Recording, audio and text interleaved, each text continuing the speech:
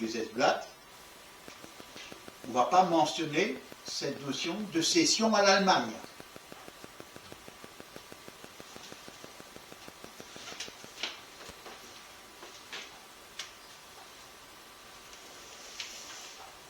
Si tu peux revenir en arrière, l'article 14, vous voyez,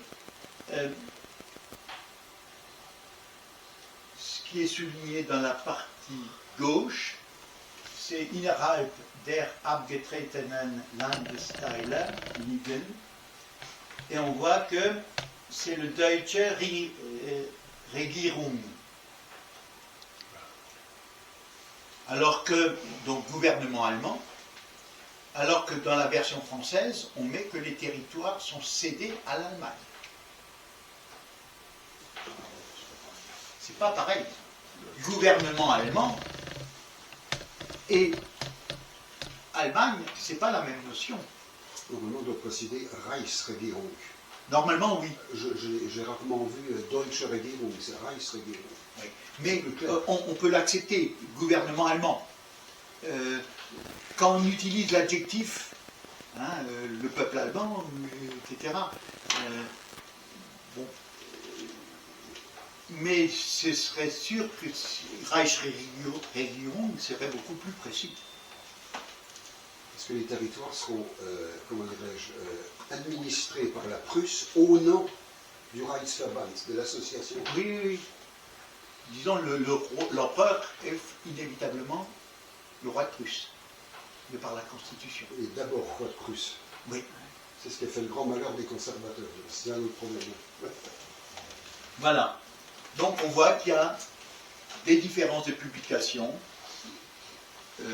au bulletin officiel, au journal officiel de la République française, une différence par rapport au Reichsgesetzblatt, le journal allemand. En 1878, c'est quelle image là maintenant?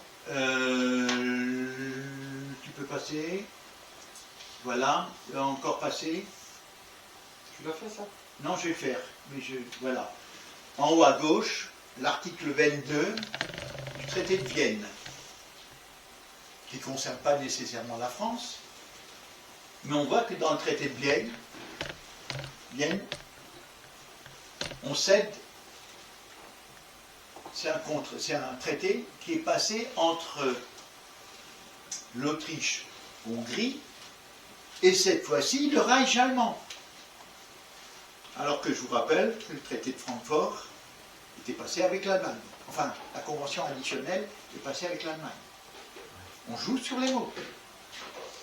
Il n'y a aucune raison que pour un acte passé en 1878 avec l'Autriche-Hongrie, on utilise le terme Reich allemand, et lorsqu'on passe une convention additionnelle avec la France, on utilise Deutschland.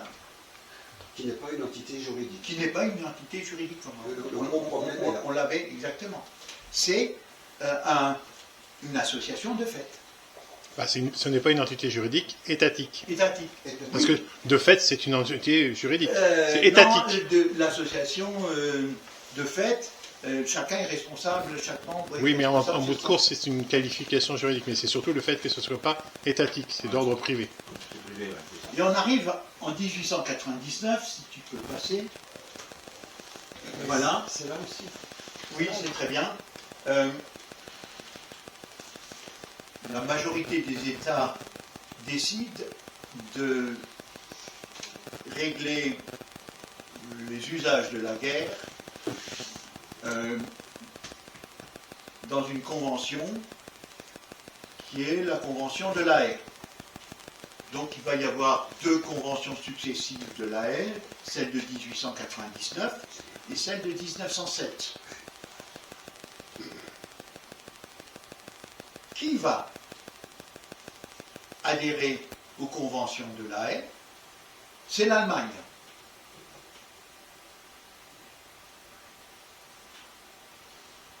Et pas le Reich allemand. Dans les textes, c'est Deutschland qui est utilisé. Dans le texte, c'est Deutschland. Oui, on l'a. si tu peux passer, voilà, pour l'Allemagne, pour Deutschland.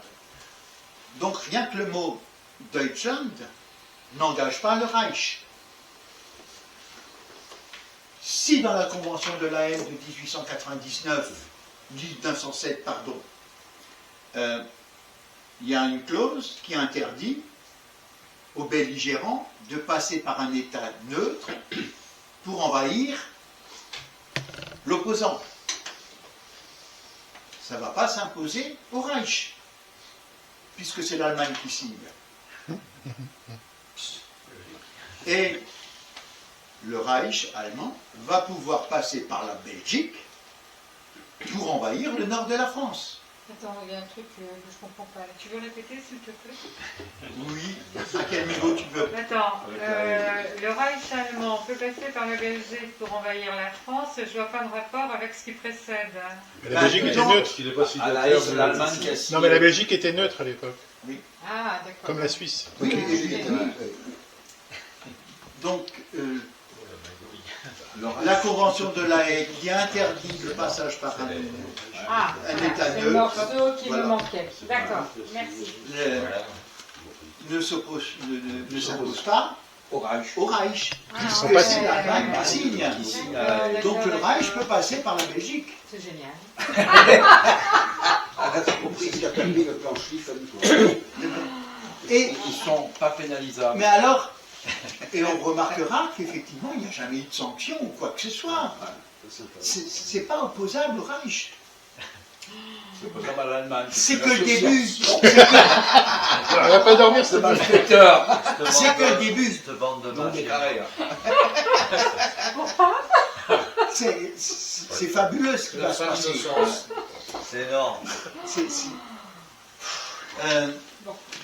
Il y a d'autres articles comme ça, la torture, le pillage et tout ce qu'on veut, mais tout ça, ça ne s'impose pas au Reich. On ne peut rien faire. C'est l'Allemagne qui signe. Oh là là. C'est que le début, hein. Je vais pas venir jusqu'au soir. Les signataires s'intitulent comment? Les signataires Le nom de l'adhésion à la Convention, ils s'intitulent comment? Parce que L'Allemagne. c'est important aussi. Non, mais la Parce que fonction. ça peut annihiler, on va dire, cette différence, cette ambiguïté plus ou moins voulue.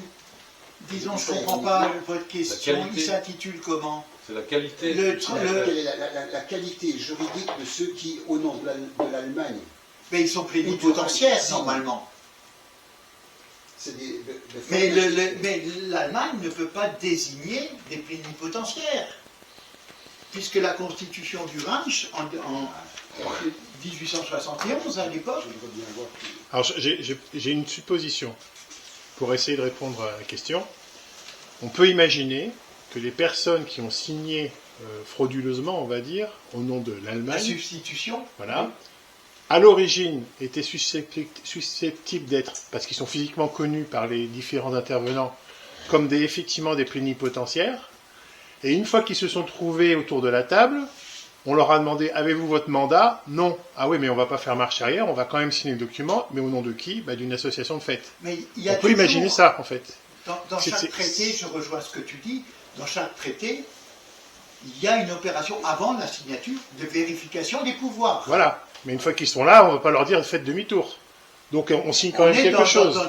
un fait accompli. Donc voilà, ils sont au pied du mur, ils sont obligés de signer quelque chose, mais ils peuvent pas le signer avec le Reich. Donc ils vont le signer avec une autre structure, qui est une association de fait, qu'appelée Mais l'Allemagne. il y a une, Et on leur fait confiance parce qu'à l'origine, Je dirais c'était qu'il y a eux une- qui devaient être vraiment les signataires pour le Reich. il y a C'est une question de certaine personne. forme de consentement, parce qu'il y a la répétition quand même. Oui, et c'est Alors, si la première fois, effectivement, on est devant un fait accompli. Mais on leur fait confiance parce que c'est des bonhommes on peut qui... accepter, mais la deuxième, la troisième et la quatrième fois, on sait qu'on va se faire bananer. Oui, mais l'idée c'est qu'en fait, on leur fait confiance parce qu'on les a déjà vus en tant que représentants officiels. Et ce coup-ci, ils n'avaient pas de laisser passer en quelque sorte. On peut supposer ça. Je vois Ouais, pas, non, je vois pas d'autre mais ce ne explication. sont pas les mêmes personnes. D'accord. Alors en plus, ça complique la chose. Tu as les noms éventuellement Oui, On va aller les chercher. je pourrais les donner après, je vais le noter. J'ai les documents. Il y a quand même des... Mais des pour avancer, signataires, sinon, Et c'est valable pour C'est énorme, ouais, 99 mais et il pour 1907. représentait, c'est énorme, rien. Ouais. Ouais, bah, bien sûr, C'est tu peux comme si, tenir, c'est comme si